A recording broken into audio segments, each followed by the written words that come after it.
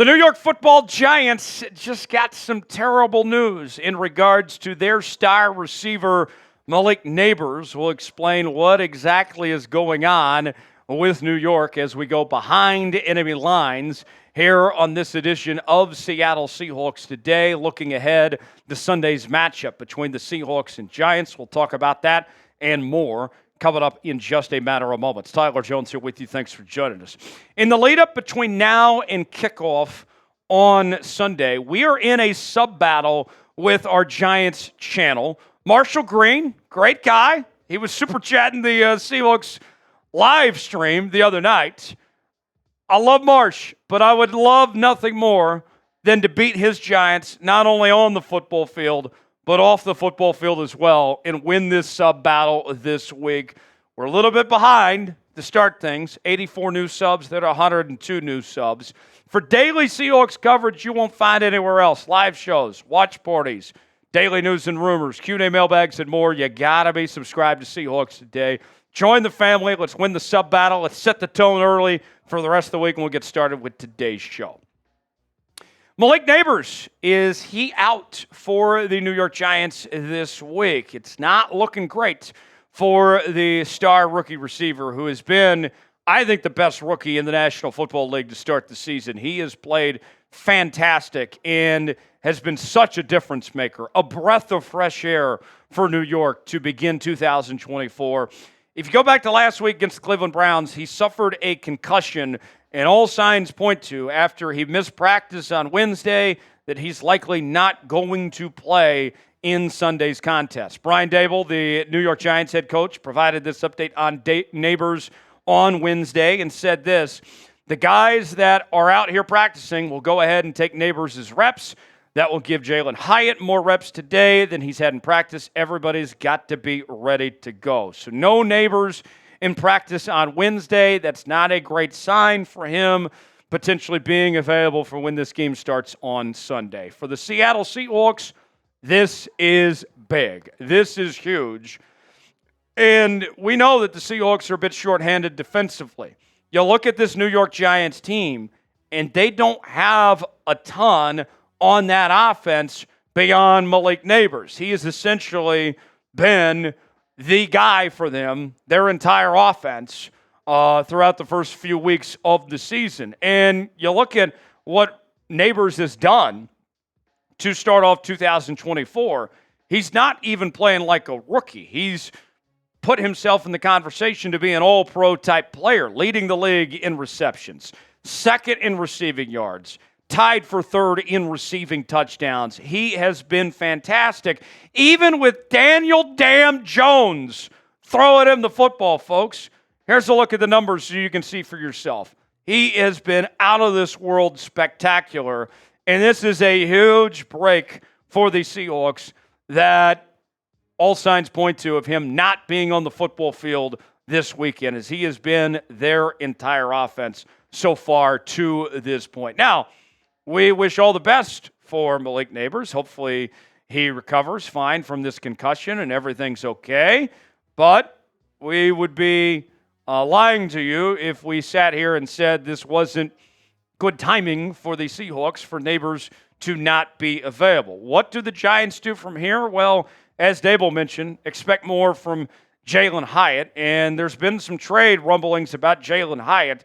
I've seen the Chiefs and a couple other teams potentially mentioned as a destination for him to get moved from. So with that said, Hyatt and some of these others have something to play for, not only to obviously try to get in the win column, but to prove themselves for more playing time, or for a guy like Hyatt potentially to get away from New York and show why he deserves a fresh start elsewhere potentially.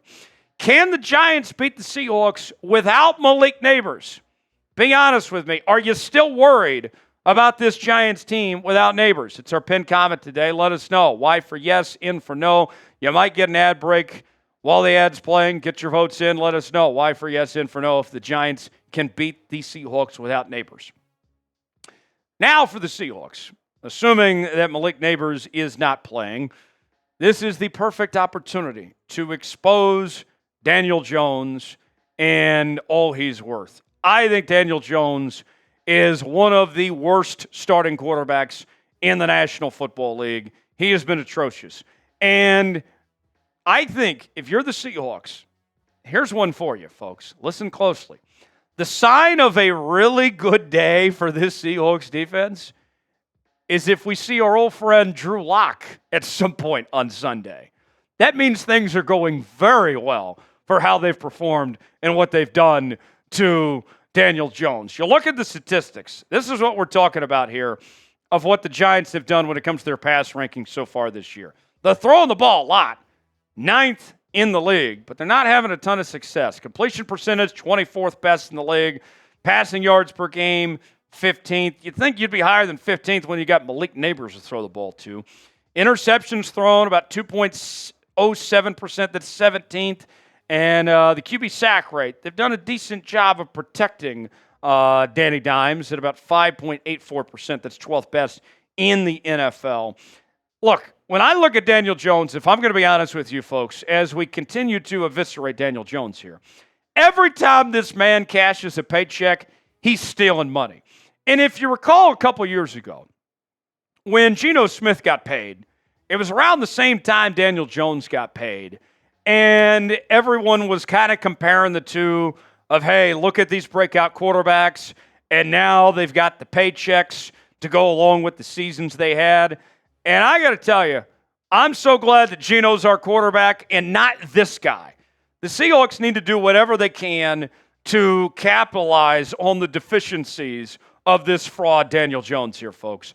6 interceptions in 2023 with 2 touchdowns. He was atrocious last year. The season for him that was so good, he still only had 15 touchdowns in 2022 with over 3,200 yards. Daniel Jones is not a good quarterback by any stretch of the imagination. They are very close to benching him. And if you're the Seahawks, I think if you're looking for a goal in mind, it's we got to play as well as we can to make that decision easy for the Giants to bench Daniel Jones. And we mentioned him being a turnover machine. Think about this. Seahawks defense only has 3 takeaways in the first 4 games of the season at this point. That could help. That could help the cause. Folks, speaking of the Seahawks defense, Byron Murphy jerseys are on sale now. You can get yours today at chatsports.com/Murphy. We got the home jersey, the road jersey, got the throwback alternate as well. Just add a 9 to that one. Free shipping available as well. Go see for yourself. Chatsports.com/Murphy is the link. It's also in the comments and description of today's video. Get yours today, chatsports.com/Murphy. Now, with all that being said, let me put a little pause for a second. Let's pump the brakes here. Just because there's no Malik Nabers and you're facing Daniel Jones does not just assure victory. All right? We don't count the chickens before they hatch in the National Football League. And the way the Seahawks have played, I'm not going to get ahead of myself here. Because let's not forget about the Seahawks' own issues heading into this weekend. The injury report is lengthy. When you mention Leonard Williams, Uchenna Nwosu, Jerome Baker seems like the most likely to come back, but we'll see if it's this week or not. Boye Mafe with the knee issue, hamstring for Byron Murphy, Julian Love with the thigh injury he suffered against the Lions. I mean, Daniel Jones, you think about the flip side of things here. As much as we've dogged on him and said how much he struggled, he could be looking at this and saying, hey, I'm taking on the second-string Seahawks defense. This is my chance to show that I'm worth it in the National Football League. The key for Seattle is going to be the pass rush. We need to see this pass rush step up and capitalize. Remember last year's game when the Seahawks had 10 sacks on Daniel Jones? The difference maker, I got to tell you, I'm watching for Derek Hall. I like what I've seen from DH to start off this 2024 campaign. He's done a very good job stepping in with the injuries to Nwosu and to Boye Mafe so far this year. He's got 4 sacks in the first 4 games, 3 of those coming in the last 2 games. He's looked very good. I'm all in on Derek Hall, and I'm expecting another big game from Derek Hall. Do you believe in DH?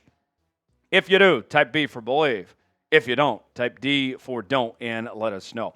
For continuing Seahawks coverage, subscribe now to Seahawks Today for the latest happenings on your favorite team each and every day. We got you covered. We'll see you next time.